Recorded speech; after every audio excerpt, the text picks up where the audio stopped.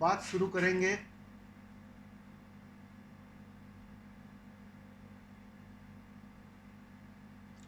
ध्यान से।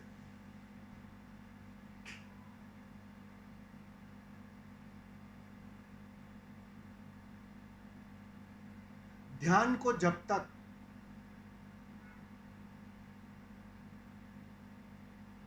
हम उपलब्धि के अर्थों में समझते रहेंगे या चित्रित करते रहेंगे, हम चुकते रहेंगे।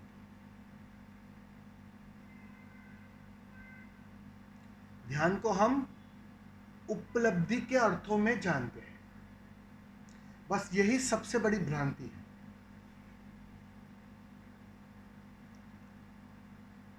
आज आपने विधि की, कोई स्वाद मिला, कुछ हुआ जो पहले कभी ना हुआ था।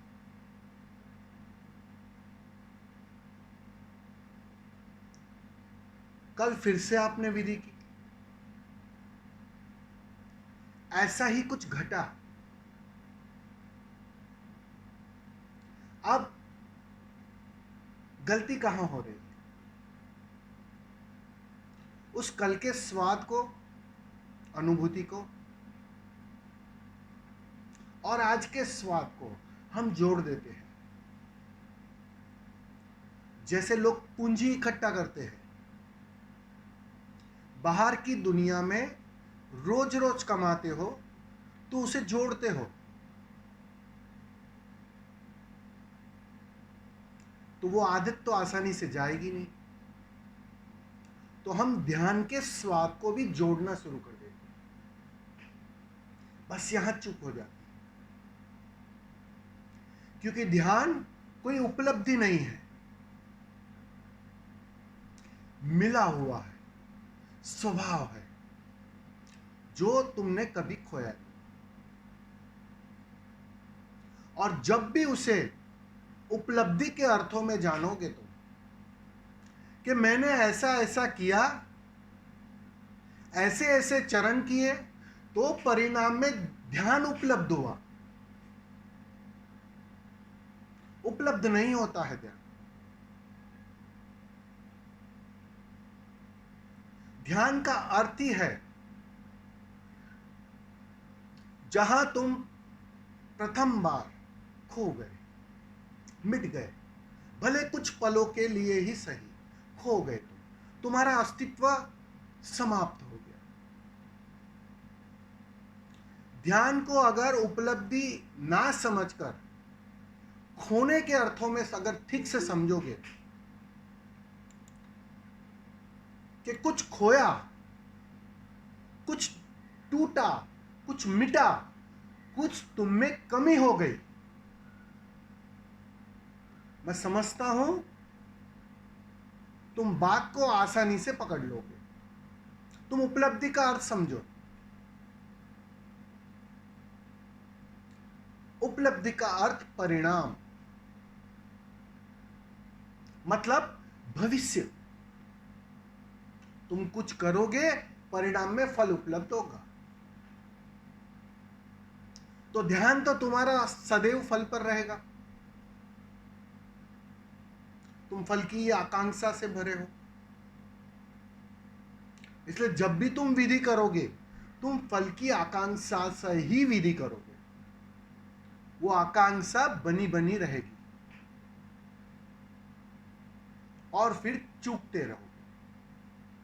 पहले दिन ध्यान घट गया था, आसानी से घट गया था। पता है तुम्हें क्यों? क्योंकि उस दिन कोई फल की आकांक्षा न थी।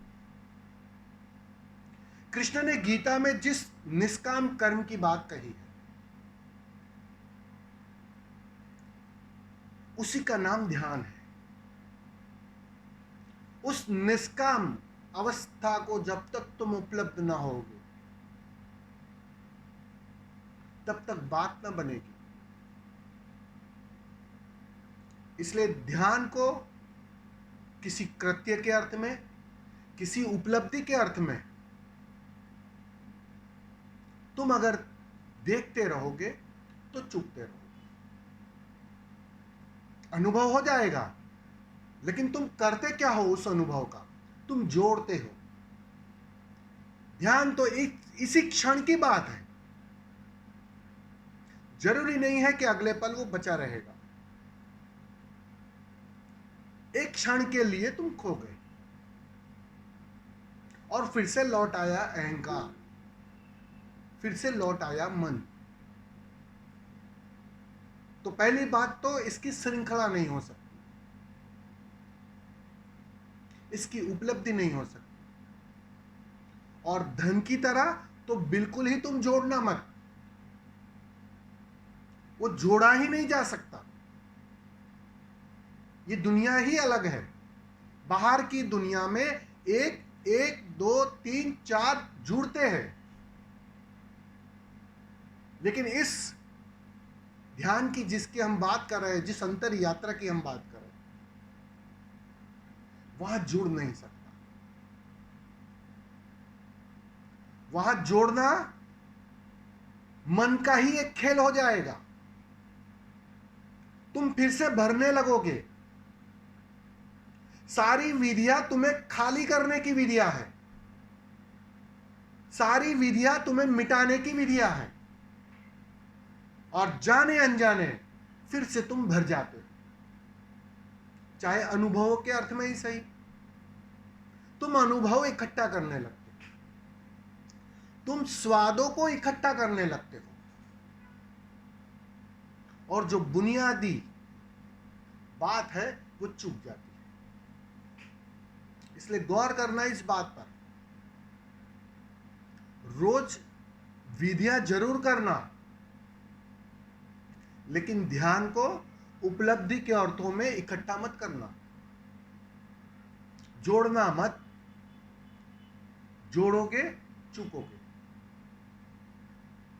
क्षण की बात है ये। इस बात को साधक को जरूर से समझ लेना चाहिए, वरना मन जो पहले बाहर की गिनतियों में उलझा था, अब वो भीतर की गिनतियों में फिर से उलझ जाता है। वो साधक को दिखाई नहीं पड़ता, और वो देखना ही सबसे बड़ी कला है। यहां गहरा होश चाहिए कि ये भीतर की उलझन में मैं फिर से उलझ तो नहीं रहा, मन कोई खेल तो नहीं कर रहा। साधक को इस बात का हमेशा ध्यान रखना चाहिए। ठीक है, बहुत बहुत धन्यवाद सबका।